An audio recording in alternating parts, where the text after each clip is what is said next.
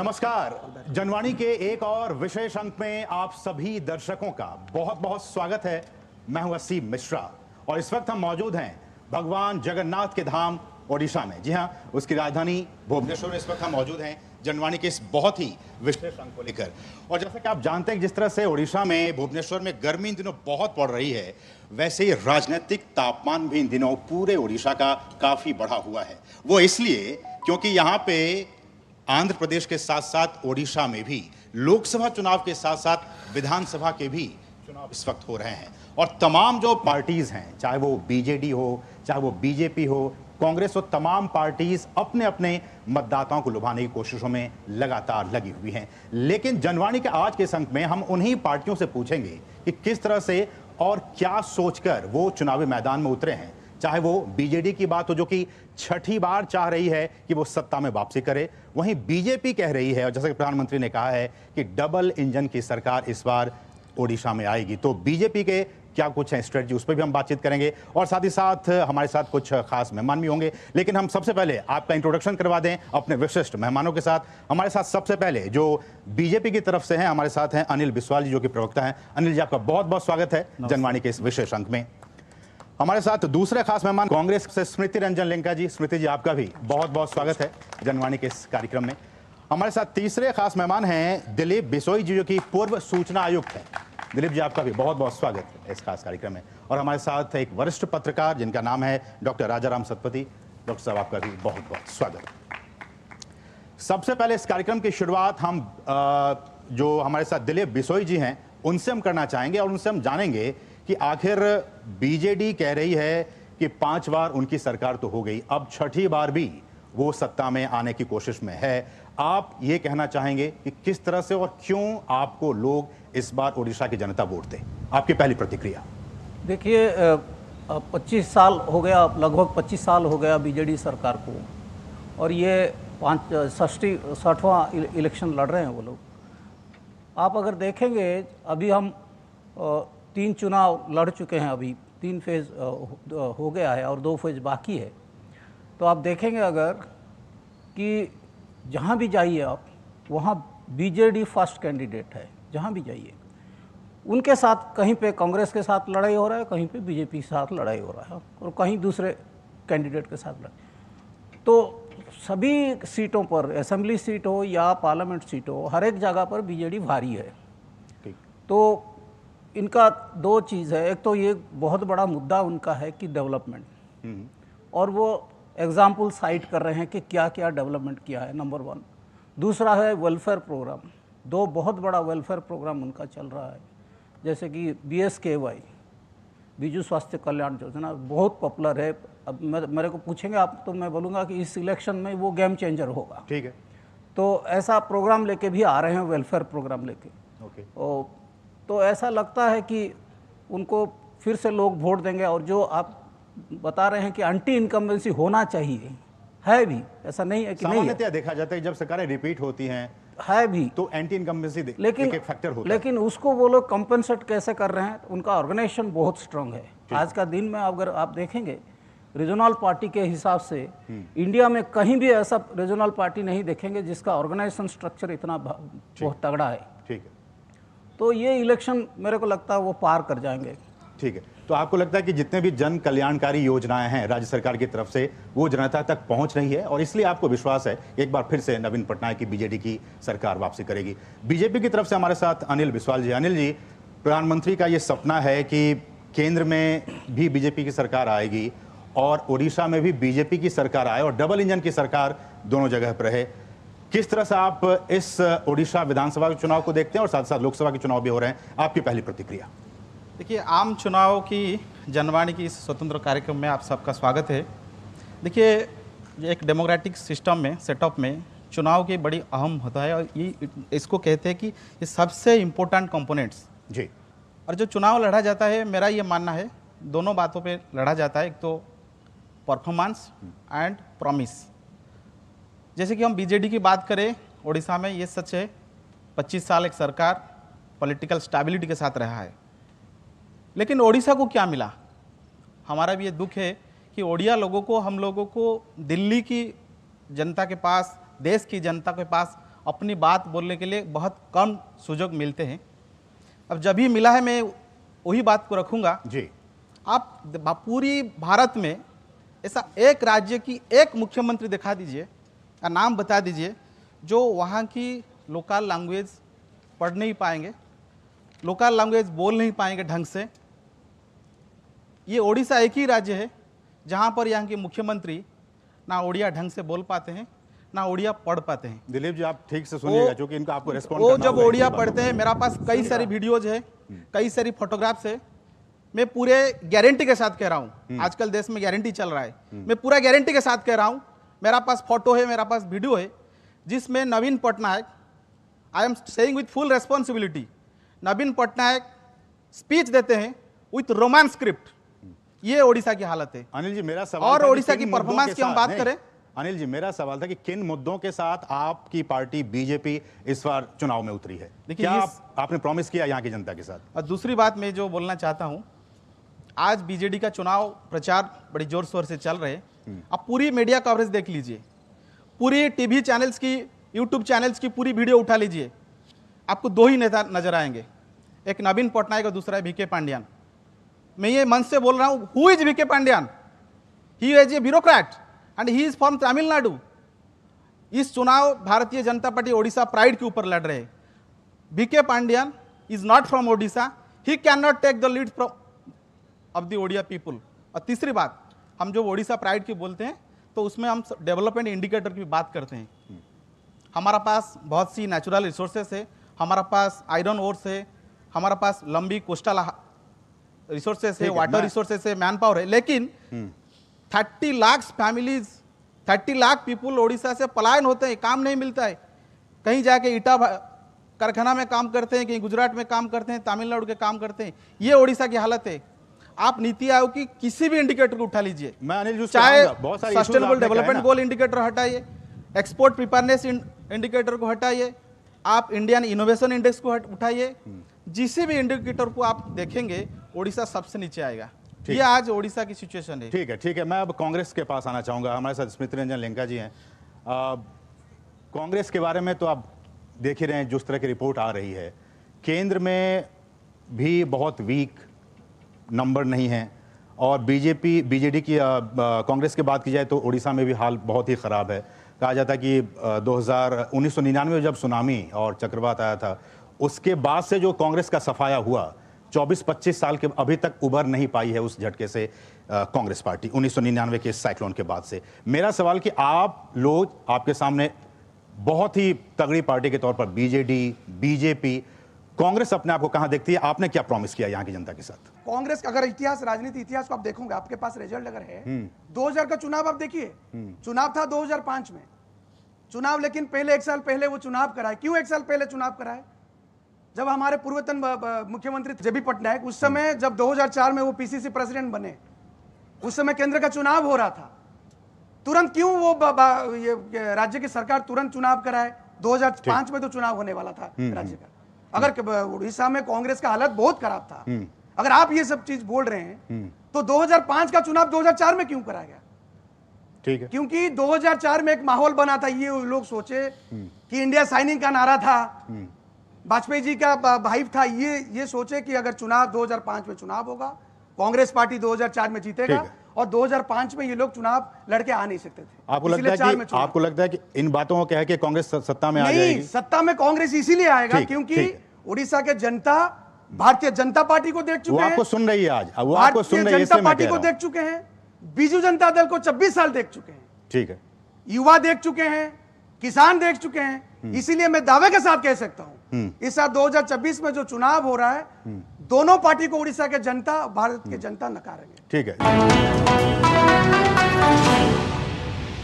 70 साल से अधिक आयु के सभी वरिष्ठ नागरिकों को 5 लाख रुपए का मुफ्त इलाज। ये है मोदी की गारंटी। बात जब पीढ़ियों के लिए बनने वाले घर की हो तो जिम्मेदारी बड़ी हो जाती है। गैलेंट समझता है ये जिम्मेदारी। अब डबल एम रिब्स के साथ गैलेंट एडवांस TMT रीबार, निर्माण का real hero. Delivery boy has picked your order. अरे भाई, पता है भूख लगी है। 30 मिनट का मैसेज नोटिफिकेशन आया था ना? मैसेज के सारे थोड़ी बैठ सकते हैं। कल आपने कुछ शेयर्स बेचे थे ना? हाँ। तो चेक किया? मैसेज आया तो था। सिर्फ मैसेज काफी नहीं है। आप शेयर मार्केट में कोई भी ट्रांजैक्शन करते हैं ना, तो स्टॉक एक्सचेंज से आए एसएमएस या ईमेल को अपने डीमैट अकाउंट और बैंक स्टेटमेंट के साथ भी टैली कीजिए। बेटा भूख में ना दिमाग बंद हो जाता है। सोच कर समझ कर इन्वेस्ट कर। शुक्ला बता रहा था आपके बाबूजी ने जायदाद का कुछ हिस्सा नौकर के नाम कर दिया। अब नौकर हर काम अपना घर समझ के करेगा। समर कूल, जो हर दिल करे कबूल। दिलीप जी, मैं आपको फिर से आना चाहूंगा। उन्होंने कहा कि डबल इंजन की सरकार बनकर ही रहेगी।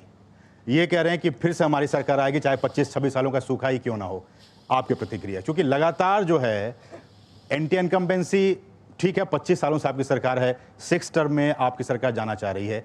ऐसे में क्या कहना चाहिए कि वो एंटी इनकम्बेंसी नहीं है, और जो बीजेपी कह रही है कि डबल इंजन की सरकार इस बार बनकर रहेगी, आपकी प्रतिक्रिया इस पर? उन्होंने क्या किया कि बीजेडी का क्या खामियां है वही दिखा रहे हैं। अभी तक नहीं बोले हैं कि क्या हम लोग क्या करना चाहते हैं। डबल इंजन सरकार बनेगा तो कैसे बनेगा उसको बताया नहीं। ठीक है, मैं आपको बता रहा हूँ कि उन्होंने कहा कि उड़ीसा का मुख्यमंत्री को उड़िया भाषा नहीं आता है, रोमान स्क्रिप्ट में बोल रहे हैं। बीजेपी ने, प्रधानमंत्री ने कहा है कि वो देख के पढ़ते हैं, ठीक है, खुद से उनको बोलना नहीं कोई आता। बात नहीं, ठीक है प्रधानमंत्री। मैं आपको पूछ रहा हूँ कि उड़ीसा में एक चीफ मिनिस्टर साहब था, 15 साल थे, जानकी वल्लभ पटनायक। विद्वान है, उड़िया का विद्वान है, संस्कृत का विद्वान है।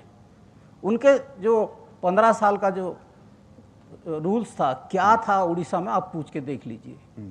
और ये 25 साल का जो इनके हिसाब से अगर आप बोलेंगे तो ये 25 साल का क्या ये था, जब एडमिनिस्ट्रेशन क्या डिलीवरी, वेलफेयर डिलीवरी हो रहा है, क्या डेवलपमेंट हो रहा है, दैट इज वो सबसे बड़ा चीज़ है।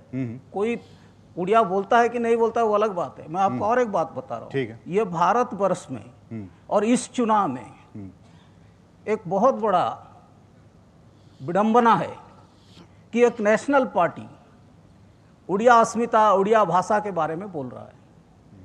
नहीं बोलना चाहिए। उड़िया अस्मिता तो मैं आपको मेंटेन होना चाहिए, रिटेन होना चाहिए। मैं आपको बता रहा हूँ एक नेशनल पार्टी उसको कैसे जस्टिफाई करेगा। मैं आपको बता रहा हूँ, जो ये बोल रहे हैं कि पलायन हो रहा है, पलायन कहाँ हो रहा है?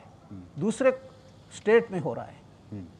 तो उसका मतलब क्या है? आप मान रहे हैं कि पलायन हो रहा है? मैं बता रहा हूँ, पलायन का 2 किस्म का होता है। एक डिस्ट्रेस पलायन होता है और एक पॉजिटिव पलायन होता है।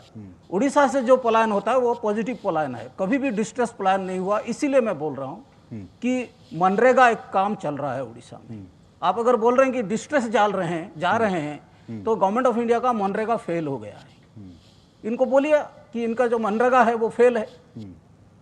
आप कह रहे हैं कि ये डिस्ट्रेस पलायन नहीं बिल्कुल है, नहीं माइग्रेशन है, इस तरह का नहीं है। दिलीप जी, मेरे पास एक रिपोर्ट है, ये भारत सरकार की रिपोर्ट नहीं है, ये UN ILO की रिपोर्ट है।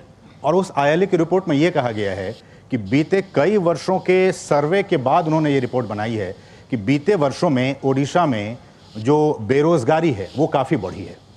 ये भारत सरकार की रिपोर्ट नहीं, ILO की रिपोर्ट है, इंटरनेशनल रिपोर्ट है। आपकी प्रतिक्रिया? चूंकि आप कह रहे हैं कि इसमें रोजगार बहुत बढ़ाने का काम किया गया है, पलायन भी हुआ है, लेकिन पॉजिटिव पलायन हुआ है, लेकिन ILO की रिपोर्ट के ILO का रिपोर्ट का मैं एक आंसर आपको दे रहा हूँ। पिछले साल 2023-24 में उड़ीसा में भारतवर्ष में सबसे ज़्यादा आयरन स्टील प्रोड्यूस हुआ है, 26 मिलियन टन। ठीक है, 26 मिलियन टन मीन्स लगभग 50 मिलियन टन का ट्रांसपोर्टेशन हुआ है। आयरन और कोल, स्टील, फिनिश स्टील, सबका ट्रांसपोर्टेशन हुआ है, पोर्ट हुआ है, सब हुआ है। तो इससे आप अंदाज़ा लगाइए कि इकोनॉमी क्या हो रहा है। मैं आपको अभी और बताऊं कि जो एल्यूमिनियम सेक्टर है, Orissa is the hub, aluminium hub in the country. तो इसी तरह ही इकोनॉमिक एक्टिविटी हो रहा है उसी सेक्टर में। ठीक है, तो उसमें आपको पता चलेगा कि क्या हो रहा है क्या नहीं हो रहा है। अब जो अनएम्प्लॉयमेंट के बात बोल रहे हैं ना, जो ILO का जो रिपोर्ट है, जी। मुझे नहीं मालूम कि कैसा सर्वे किया है। 2 टाइप का सर्वे होता है। एक तो ये देख रहे हैं कि माइग्रेशन हो रहा है, तो माइग्रेशन का मतलब वो समझते हैं कि ये अनएम्प्लॉयमेंट है। तो ये जो माइग्रेशन में बताया कि माइग्रेशन क्या है, पॉजिटिव माइग्रेशन आप बता रहे हैं। हाँ बिल्कुल पॉजिटिव। आपको बताऊं, मैं जब अभी जो हाल ही में जब कोविड हुआ था तो सूरत से सब चला है, गुजरात से सब चला है, उड़ीसा सब जितने हमारे थे सब चला है। जैसा ही ये कोविड खत्म हुआ तो उनके जो मिल का मालिक है वो लोग उड़ीसा में आए, बोले कि चलो हमारे साथ, वो लेके गए उनको। और पलायन की बात कर रहे हैं, हाल ही में आपको मालूम होगा कि गुजरात से भी पलायन हो रहा था। हमारे लोग ट्रेन में जा रहे हैं, उनका लोग प्लेन में जा रहे हैं, फर्क सिर्फ इतना है। अनिल जी, आप रिस्पॉन्ड करना चाहेंगे? जो ILO की रिपोर्ट को बीजू जनता दल इनकार कर सकता है, लेकिन क्या पीरियोडिक लेबर फोर्स सर्वे की जो रिपोर्ट है उसको हम नकारा कर सकते हैं? क्योंकि वो रिपोर्ट तो स्टेट गवर्नमेंट्स की दी हुई डाटा के आधार पर बनता है। सिर्फ उतना नहीं, जो प्रोविडेंट फंड ऑर्गेनाइजेशन की जो अकाउंट्स खुलते हैं उसका भी जो आंकड़ा होता है, इससे स्पष्ट होता है कि ओडिशा में ऑर्गेनाइज सेक्टर में one of the lowest employment generation हो रहा है। ये आई पलायन की। हम डेवलपमेंट के बाद, सर जी बोल रहे थे कि डेवलपमेंट की बात क्यों नहीं होती, बिल्कुल होना चाहिए, इस बार होगा। स्टेट गवर्नमेंट की जो स्टेट असेंबली में ओडिशा की रूरल डेवलपमेंट मिनिस्टर का ये असेंबली में दिया हुआ आंसर, ओडिशा में 6,500 गांवों को आज ऑल वेदर रोड नहीं है। पीने का पानी का समस्या है ओडिशा में। आप चुनाव की जब भीड़भाड़ होती है, अखबार में कई सारी खबर ओडिशा की रीजनल लैंग्वेज में आया है, लोग वोट देने के लिए मना करते हैं, हम इस बार वोट नहीं देंगे, किसको भी नहीं देंगे, हम ये चुनाव की प्रक्रिया में शामिल नहीं होंगे। क्यों? क्योंकि सरकार ने हमको पानी नहीं दिया।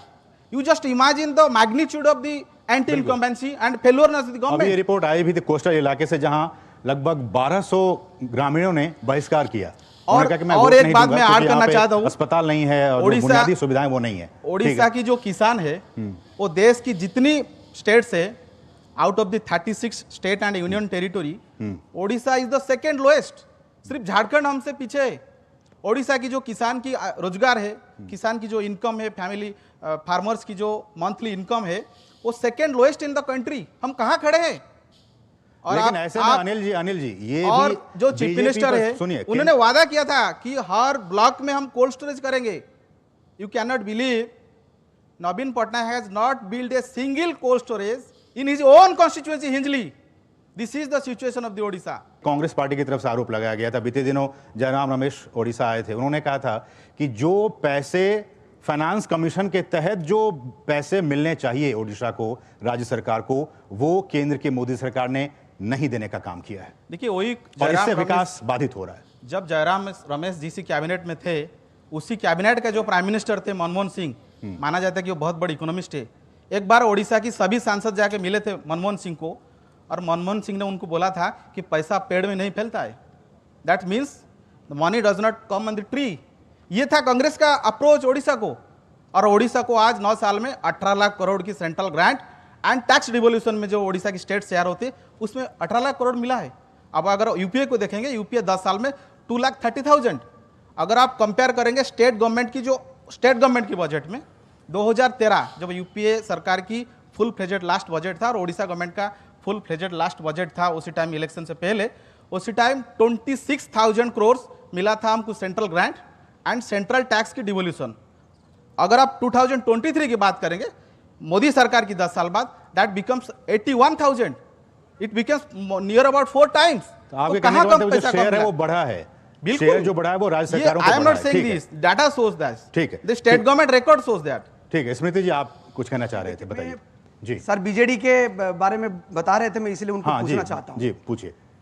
कि 26 साल में सर ये बताएं, बीजेडी ने हर चुनाव से पहले यूथ पॉलिसी डिक्लेयर करते हैं। चुनाव से पहले हर पंचायत में 1,000 युवाओं को नौकरी मिलेगा। हर पंचायत में हर साल में उड़ीसा में 1 लाख युवाओं को नौकरी मिलेगा। 26 साल में ये बताए कितने युवाओं को नौकरी दी है।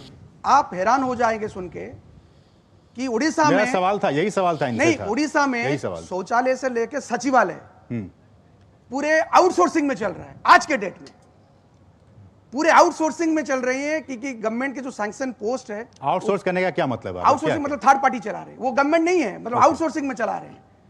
जैसे कि कोई एजेंसी को दिए हैं, एजेंसी उनको हायर करके रखते हैं। गवर्नमेंट के पास कोई मतलब गवर्नमेंट उनको अपॉइंटमेंट नहीं करते हैं। ओके, ये परमानेंट गवर्नमेंट जब नहीं है। ठीक है, ये है उड़ीसा के हालत। ठीक है, 26 साल में कितने युवाओं को नौकरी दी है, ये कंफर्म करें। और 26 साल में बता रहे थे कि 15 साल की जेबी पटनायक की सरकार के बारे में सर बता रहे थे।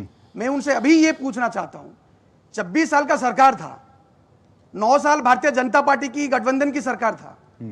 पूरे 26 साल में कितने उड़ीसा में नेचुरल रिसोर्सेज भरे हैं, ठीक है, कितने इंडस्ट्री बनाए हैं, ये तो बताएं। डॉक्टर सतपथी, आपने इन तमाम बहसों को सुना, तमाम चर्चाओं को सुना, आपकी प्रतिक्रिया कि जो बीते 25 वर्षों में जो विकास का काम होना चाहिए क्या वो हुआ है? पत्रकार के तौर पर मैं आपसे सवाल पूछ रहा हूं। दूसरी बात कि प्रधानमंत्री ने बार बार और लगातार एग्रेसिव कैंपेनिंग हम जब देख रहे हैं उसमें उन्होंने बार बार कहा कि यहाँ बेरोजगारी बहुत ज़्यादा है, भ्रष्टाचार बहुत ज़्यादा है, कोई एक सुपर सीएम है जो कि इस पूरे स्टेट को चलाने का काम कर रहे हैं। आप चूंकि इन तमाम चीज़ों को बहुत ही बारीकी से समझते और जानते हैं, आप कैसे रिस्पॉन्ड करना चाहेंगे इसको? मुद्दा ये है, हम लोग सबको सोचना चाहिए कि जब इलेक्शन आता है क्या हम डिस्कस करना चाहिए, क्या हम अपने आप को समझाना चाहिए। देखिए, किसी एक पॉलिटिकल पार्टी या एक नेता ज़्यादा दिन सत्ता में रहेंगे तो वो देश के लिए खतरा है, राज्य के लिए खतरा है, लोगों के लिए खतरा है, और सबसे बड़ी बात है ये डेमोक्रेसी के लिए ही खतरा है। सब कुछ ओडिशा ने पिछले 25 बरस में नवीन पटनायक को दिया है, सब कुछ, और उनको भगवान जैसे माना है। बिल्कुल। लेकिन अब जब इलेक्शन आता है, हम पूछते हैं, लोग पूछते हैं, ये एक चुनाव, एक सत्ता नहीं है, ये दूसरा सत्ता नहीं है, ये 10 बरस की बात नहीं है, 15 बरस की बात नहीं है, 25 बरस, 24 ईयर्स आपने सत्ता संभाला, हम सब दिए, आप क्या दिए उड़ीसा को? ये उनकी रिपोर्ट है, उनकी सरकार की रिपोर्ट है। आप किसी भी रिपोर्ट को देख लीजिए, या बेरोजगारी हो, एजुकेशन हो, हेल्थ हो, माइग्रेशन हो, माने औरत के साथ छेड़छाड़ हो, कुछ भी हो, आप सभी रिपोर्ट उनके सरकार का रिपोर्ट है। वही तो हम पूछते हैं कि अरे यार, आपने इतना कुछ किया है, दावी करते हैं, इतना कुछ किया है, लोगों के लिए बोलते हैं हम इतना किया, इतना डेवलपमेंट किया। अरे डेवलपमेंट कहाँ है? ये तो आपका रिपोर्ट है ना, ये तो मेरा नहीं। सुन रहे होंगे इन सारी बातों, ये तो मेरा नहीं, ये और तो किसी का नहीं ना, आपने तो बनाया है, ये आपका सरकारी रिपोर्ट। क्या रिपोर्ट है? मैं 2-3 चीज बोलता हूँ। उड़ीसा के 60% का ज्यादा लोग एग्रीकल्चर में डिपेंड करते हैं। आप जानते हैं Orissa is a major state, agrarian state, और बड़ा स्टेट है, छोटा स्टेट के अंदर नहीं है, बड़ा स्टेट है। सबसे कम इनकम अगर किसी राज्य में फार्मर्स को होता है तो उड़ीसा में। आप बताइए। लेकिन बहुत सारी योजनाएं तो चल रही है किसानों के लिए। योजना चलने दीजिए, योजना का कोई कमी नहीं, उसका फायदा नहीं हो रहा है। वही तो मैं पूछ रहा हूँ, कहाँ है फायदा? ठीक है, आपने तो कुछ बोला नहीं, आपने तो कुछ किया नहीं ग्राउंड में, कैसे फायदा होगा? बावजूद इसके 5 टर्म तक रहना सीएम का, कैसे लोग नहीं, मैं आपको बिल्कुल डिनाई नहीं करता हूं कि लोगों ने वोट दिए, तभी तो नवीन पटनायक पावर में है।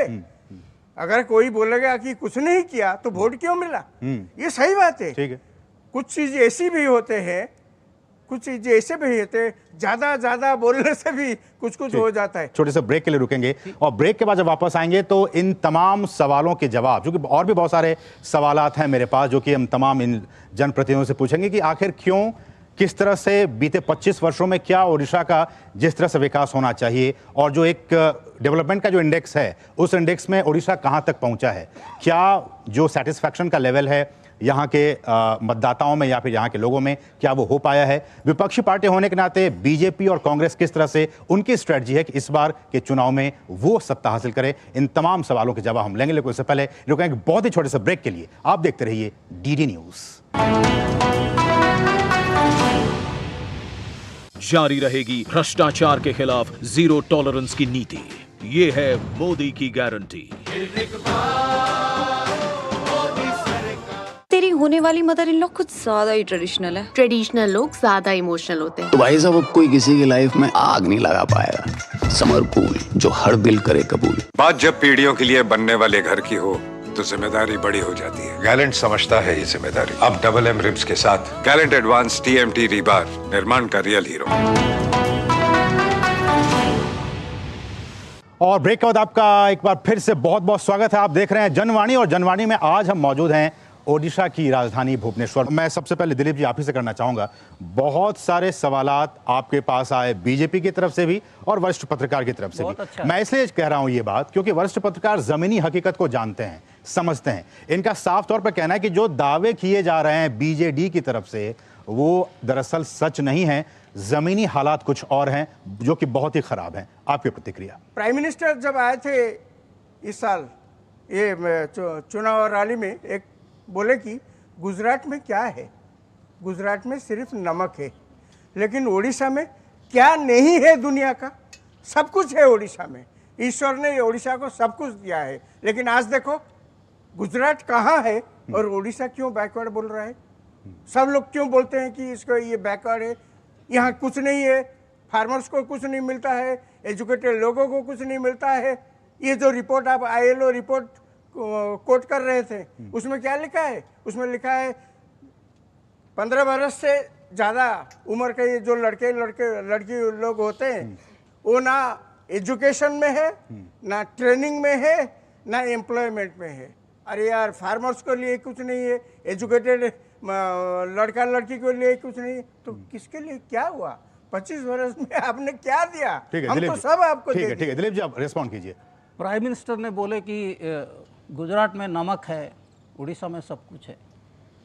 मैं तो बोलता हूँ गुजरात में नमक सिवा ड्रग भी है। आई एम सॉरी टू से, ड्रग भी है। कितने ड्रग पकड़े गए आप अंदाज़ा लगा लीजिए, ड्रग भी है।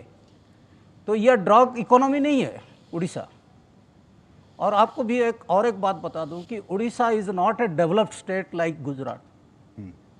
इट इज, ये तो होना चाहिए था। मैं आपको बता रहा हूँ ना, इट इज 25 साल किसी सरकार को मैं मिला आपको बता रहा हूँ ना आपको, ये अंडर डेवलप्ड था, अभी डेवलपिंग स्टेट बना हुआ है। आपको बता रहा हूँ, पिछले 10 साल से उड़ीसा सरकार सरप्लस बजट ला रहे हैं, पिछले 10 साल से।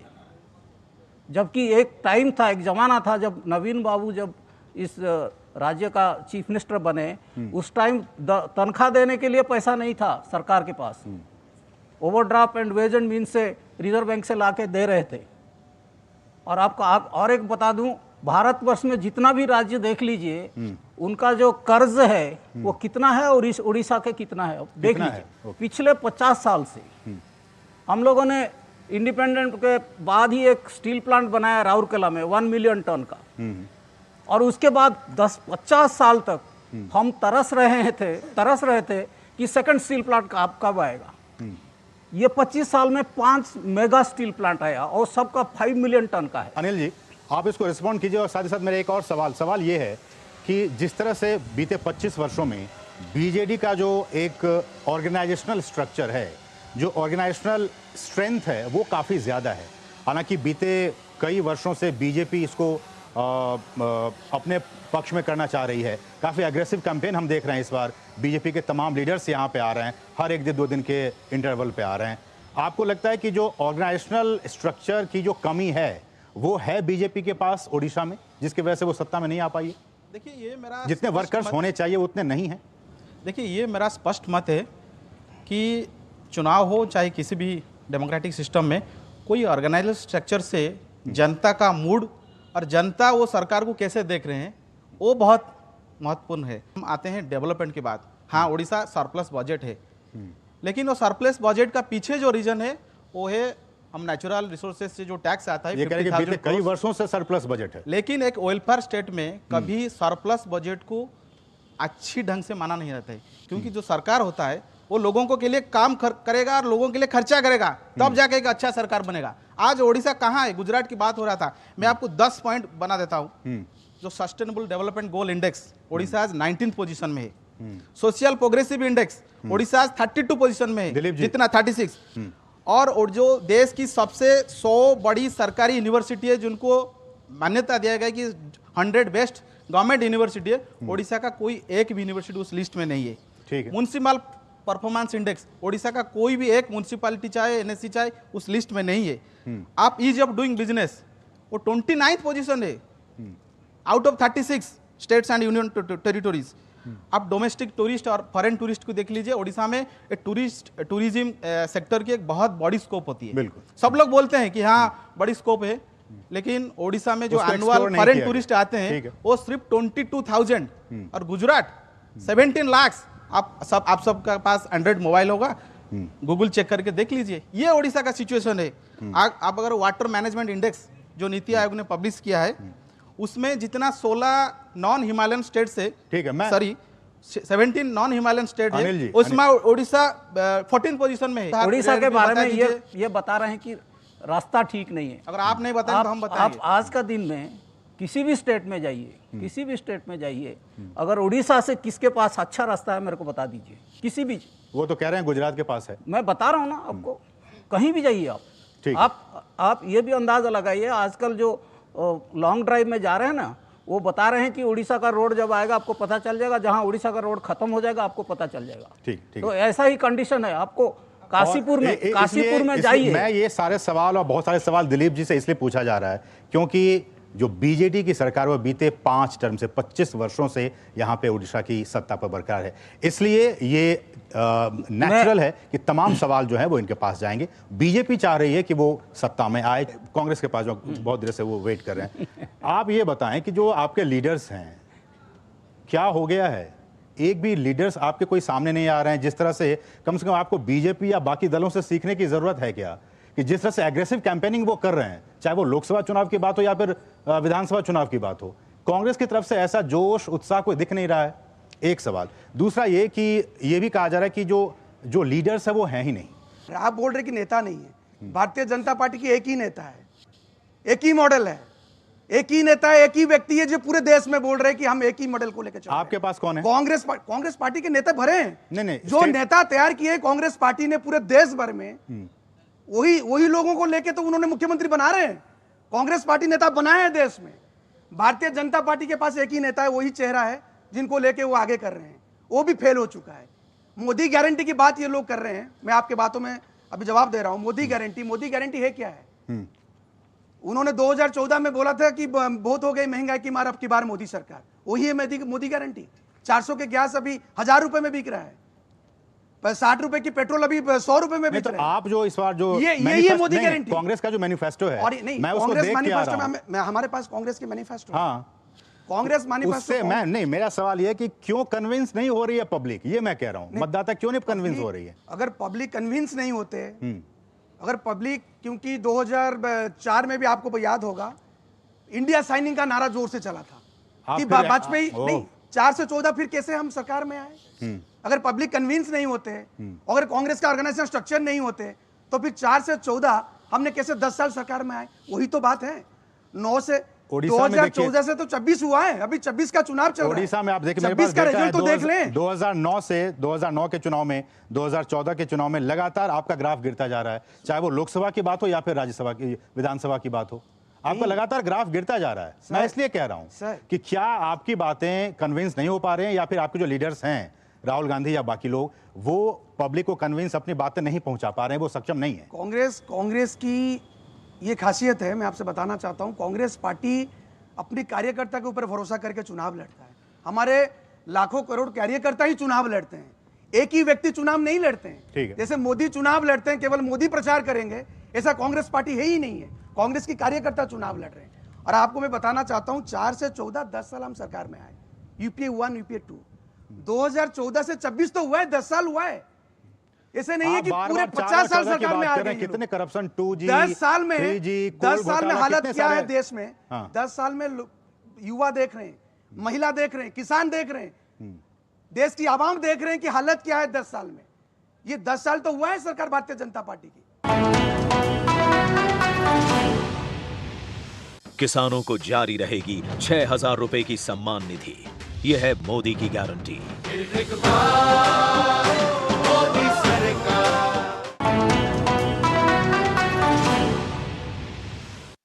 आप रिस्पॉन्ड करना चाहें? बीजेपी, हमारी जो चुनाव है इस बार ओडिशा में भाजपा की सरकार होगा, ये पक्की है। और इसलिए एक सवाल ये भी आ रहा है बीजेडी की तरफ से भी और कांग्रेस की तरफ से भी कि जैसे हमें कहा गया कि जो कोस्टल हाईवेज हैं उसके लिए जो फंड रिलीज होना चाहिए था सेंटर की तरफ से, वो नहीं आया। जो मिनरल फंड्स में जो रॉयल्टी मिलनी चाहिए ओडिशा गवर्नमेंट को, वो बीजेपी की सरकार, मोदी की सरकार नहीं दे रही है। ये कुछ आरोप हैं बीजेपी की तरफ। देखिए, आरोप तो करेंगे, जो काम नहीं करते वो लोग आरोप करेंगे।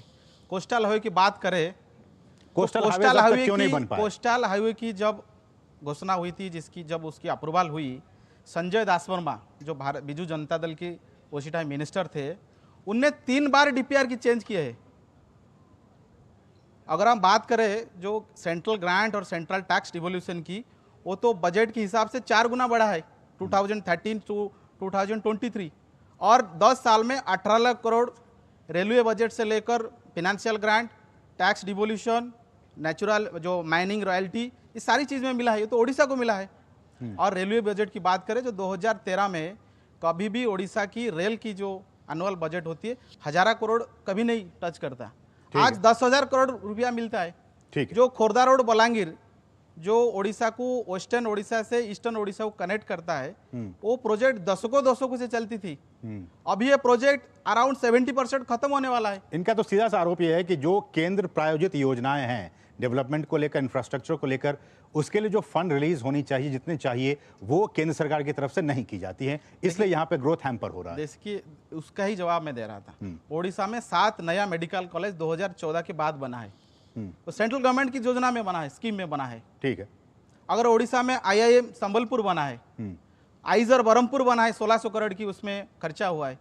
अगर ओडिशा की दूसरी सेक्टर में हम जाएंगे, ट्राइबल्स में प्रधानमंत्री जनधन योजना से लेकर प्रधानमंत्री बंधन योजना, ये सारी चीज ओडिशा में हुआ है ट्राइबल डेवलपमेंट के लिए। जो SSG जिसको माना जाता है कि बीजू जनता दल का वोट बैंक माना जाता है, मैं नहीं मानता हूं, ठीक है, लेकिन जो SSG का पूरी पैसा वो तो केंद्र सरकार का योजना है।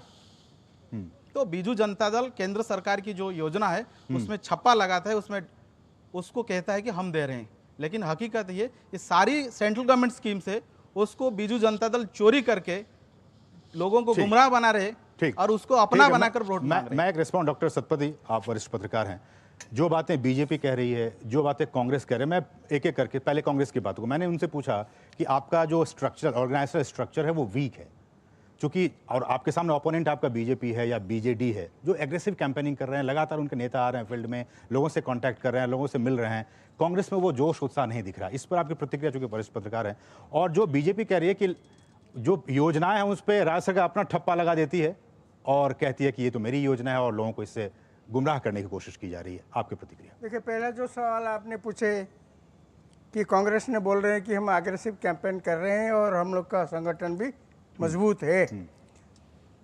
देखिए, बात सही है कि बहुत कांग्रेस और बीजेपी उनका संगठन काफ़ी वीक है उड़ीसा में। ठीक है, इसमें कोई दो मत नहीं है। ठीक है।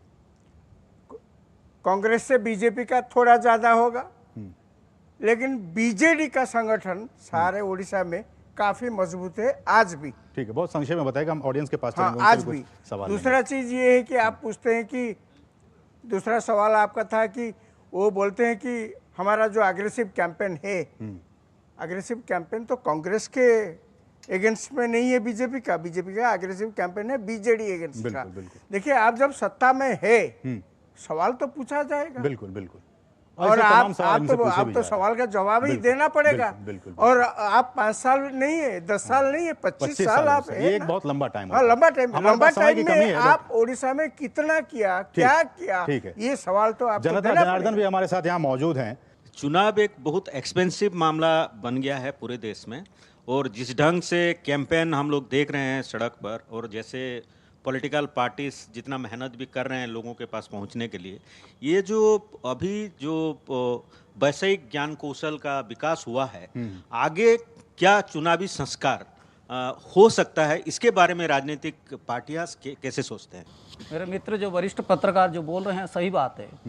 चुनाव आजकल इतना एक्सपेंसिव हो गया है कि आम जनता के लिए इलेक्शन लड़ना बहुत मुश्किल है। ठीक है, जबकि हम बोल रहे हैं कि ये डेमोक्रेसी है, कोई भी लड़ सकता है, कोई भी नहीं लड़ सकता है, नॉमिनेशन फाइल कर सकता है, लेकिन लड़ नहीं सकता। ये तो आप ही लोगों को सोचने की जरूरत है। मैं बता रहा हूँ, ये तो पॉलिटिकल पार्टीज को ही सोचने की जरूरत है। ये बता रहे हैं कि क्या उसका रिफॉर्म है। एक तो रिफॉर्म पहली ये है कि एक रेगुलेशन लगाना चाहिए कि जो एक बार MLA बना दूसरा बार नहीं बनेगा, या 2 बार बनेगा तीसरा बार नहीं बनेगा। ये पॉलिटिकल रिफॉर्म्स की बात है। और जो प्राइम मिनिस्टर बना है वो दोबारा 3rd टाइम नहीं बनेगा, जो चीफ मिनिस्टर बना है जो 3rd टाइम नहीं बनेगा। ऐसा पहले लाना चाहिए। ठीक है। इसमें क्या है कि जो उन लोगों का जो एस्पिरेशन है कि हम लोग कंटिन्यू करेंगे, इसके लिए वो लोग जोर लगा रहे हैं, पैसा वैसा खर्चा करके जोर लगा रहे हैं। इनका सवाल था पॉलिटिकल रिफॉर्म्स पे, और आप कह रहे हैं कि ये होने की इलेक्ट्रल रिफॉर्म से एक बात है कि जो प्रचार है उसको बंद करना पड़ेगा। आजकल का बहुत सारे अल्टरनेटिव मीडिया आया है, उसके थ्रू भाजपा के प्रवक्ता के लिए आजकल चुनाव के अवसर पर पूरे उड़ीसा में बहुत सारे गारंटी चल रहा है, सब वादा कर रहे हैं ये करेंगे वो करेंगे। तो उस गारंटी में अगर हम जाएंगे, विश्वास करेंगे, तो हमको 2019 में जो वायदा इन पार्टियों ने दिए थे वो वायदा कैसे किस तरह से उन्होंने किया है वो पहले देखना पड़ेगा। तो इसके तहत हम दिलीप जी को पहले क्वेश्चन करेंगे कि आप अभी बोले कि प्रोडक्शन के मामले में अब विश्व स्तर में एल्युमिनियम का हब बन गया उड़ीसा, और कई सारे कारखाना ने आके यहाँ लाखों टन का प्रोडक्शन कर रहे हैं। तो आपका 2019 में मैनिफेस्टो में था कि यहाँ का युवकों को 30 लाख नियुक्ति देंगे स्थानीय इंडस्ट्री में। क्या आप 30 लाख नियुक्ति दे पाए अभी तक?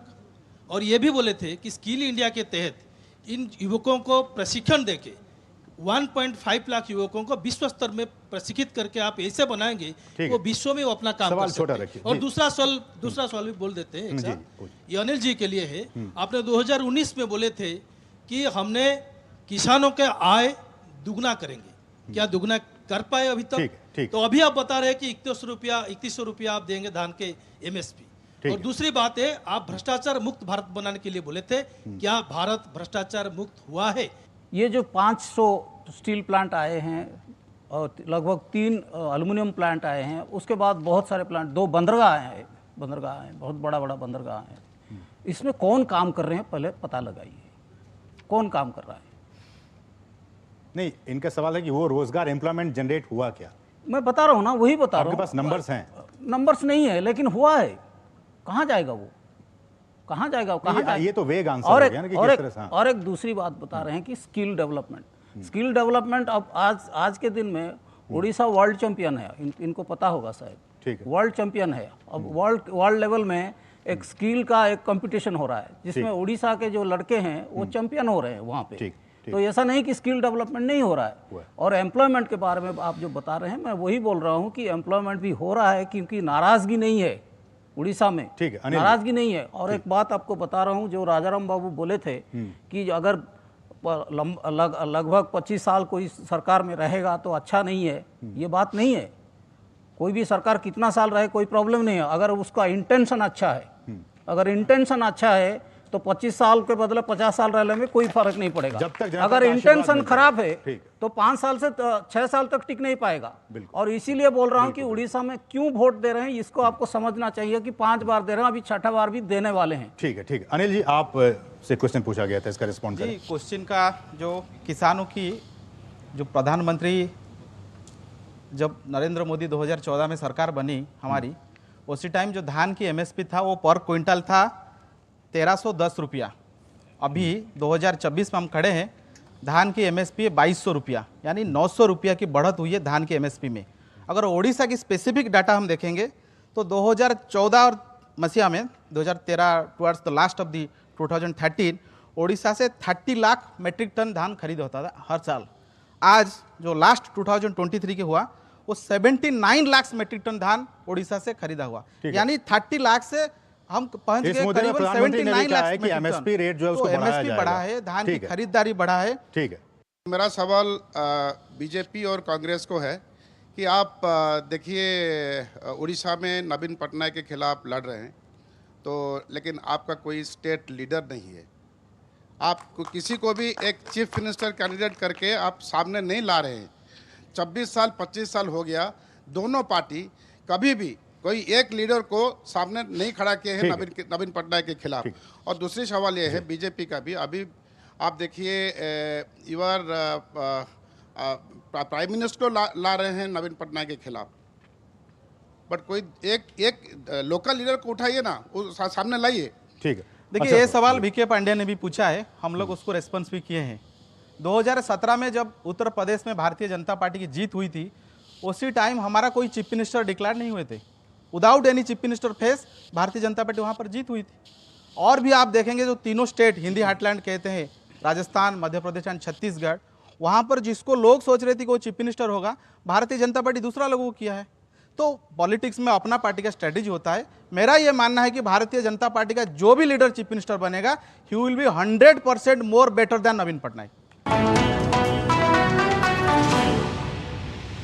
हर घर पाइप से पहुंचाएंगे सस्ती गैस, ये है मोदी की गारंटी।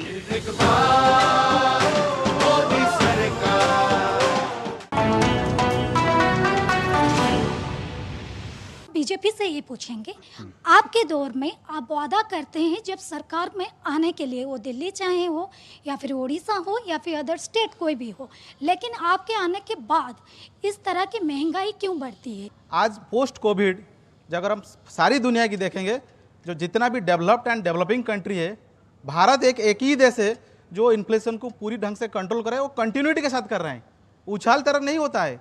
और लेस दैन 5% हम इन्फ्लेशन भारत में ही है। अगर अनएम्प्लॉयमेंट की बात करेंगे तो यूपीए सरकार की जो PLFS डाटा थी उसको भी आप उठा के चेक कर लीजिए ना, 8 to 9% अनएम्प्लॉयमेंट रेट था, आज वो 3 to 4% में है। ये डाटा कहते हैं। नहीं, आप अगर सही डाटा है आपका, if you have the correct data, you show it. 45 years inflation rate देख लीजिए। No, that is not the PLFS data. नहीं, ये तो कोई please show the correct data. नहीं ब्रदर, ये कोई नहीं मानेगा। रेलवे में 400 रुपए के करेक्ट डाटा, 1000 रुपए में लोग खरीद रहे हैं और आप बोल रहे हैं कि महंगाई कम हुआ है।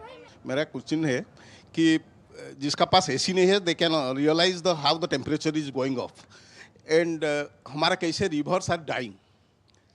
सेकेंड थिंग, अभी तो बात हो रहा था कि election process is a costliest process, तो वो पैसा कहाँ से आ रहे हैं, तो करप्शन को कैसे control, it is inconvenient but truth that कि करप्शन हैज इंक्रीज, तो उसको कंट्रोल करने के लिए क्या कर रहे हैं। हमारा हेल्थ एजुकेशन के ऊपर बहुत कुछ बोल रहे हैं, but why people are preferring private hospital, private schools and ये जो हॉस्पिटल और स्कूल ये सर्विस सेक्टर है।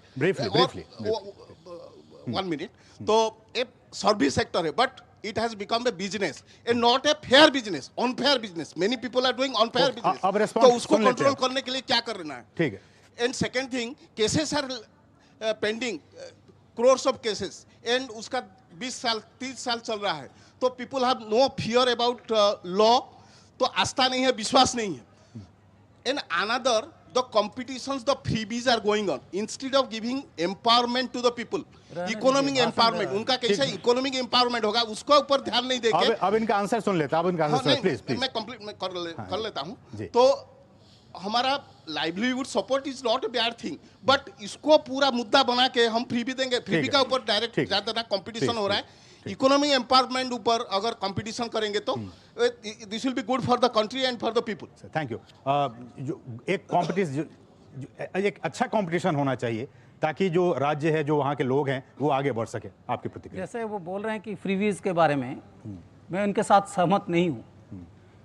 देश में फ्रीवीज होना चाहिए। मैं आपको बता रहा हूँ, बहुत ही कोविड में बताएगा, कोविड के समय में अगर मुफ्त का राशन नहीं मिलता तो ये देश का आधा जो ये लोग हैं वो घट जाता, मर जाते लोग भूखे में। ठीक। आज का दिन में भी अगर ये विड्रॉ करेंगे, केंद्र सरकार अगर ये मुफ्त का राशन विड्रॉ करेंगे तो हाहाकार मच जाएगा भारतवर्ष में। और ये आपको बोलेंगे कि फ्रीवीज है। मैं यही बोल रहा हूँ कि हमेशा हम लोग का एक बायस रहता है, जब गरीब लोगों को कुछ मिलता है हम फ्रीवीज बोलते हैं, जब हमको मिलता है हम कुछ नहीं बोलते हैं। ठीक है, बहुत। हमारे पास बिल्कुल समय कम है। एक आखिरी प्रतिक्रिया आप सबों से, एक लाइन में, वन लाइन में, डॉक्टर सतपथी, 1 लाइनर। देखिए, दुनिया का रीति है परिवर्तन, जहाँ परिवर्तन नहीं है वहाँ चमक नहीं है। इसीलिए डेमोक्रेसी में इलेक्शन एक मौका है परिवर्तन के लिए। जब तक ये परिवर्तन को हम एक्सेप्ट नहीं करेंगे, पीछे रह जाएंगे। ठीक है, परिवर्तन होना चाहिए, लेकिन अच्छे के लिए होना चाहिए। अगर अच्छा नहीं हो रहा है तो परिवर्तन की कोई जरूरत नहीं है। जो सरकार चल रहा है वो चल रहा है, ऐसे टोका-टोकी ना करें। परिवर्तन की ओर उड़ीसा और भारत, हाथ बदलेगा हालात, दोनों सरकार के खिलाफ। ठीक, बीजू जनता दल और भारतीय जनता पार्टी के खिलाफ लोग वोट कर रहे हैं, उड़ीसा के जनता वोट कर रहे हैं, इंडिया अलायंस को वोट। अनिल जी, अब की बार 400 पार, उड़ीसा में भी भाजपा सरकार। जय जगन्नाथ। चलिए, तो आपने सुना जनवाणी के तहत इन तमाम नेताओं को, चाहे वो बीजेडी की बात हो, बीजेपी की बात हो, कांग्रेस की बात हो, वरिष्ठ पत्रकार, इन तमाम बातों को सुना। यहाँ पे अभी चुनाव होने वाले हैं, आखिरी के 2 चरण के चुनाव होने वाले हैं, 25 मई को और साथ ही साथ 1 जून को। पब्लिक ने, जनता ने और जो हमारे मतदाता उन इन तमाम बातों को उन्होंने सीखा, समझा और जाना। मुझे लगता है कि एक अपील ज़रूर करूंगा इस मंच के ज़रिए कि आप भी, अगर आप उड़ीसा में हैं और यहाँ के मतदाता हैं, तो अपने मताधिकार का प्रयोग ज़रूर करें, क्योंकि ये आपका एक संवैधानिक अधिकार है। इसके साथ ही जनवाणी के आज के संग में बस इतना ही। बहुत बहुत शुक्रिया आप सभी मेहमानों का, और साथ ही साथ आप सभी हमारे जो ऑडियंस है आप सभी का बहुत बहुत शुक्रिया इस कार्यक्रम में शामिल होने के लिए। नमस्कार।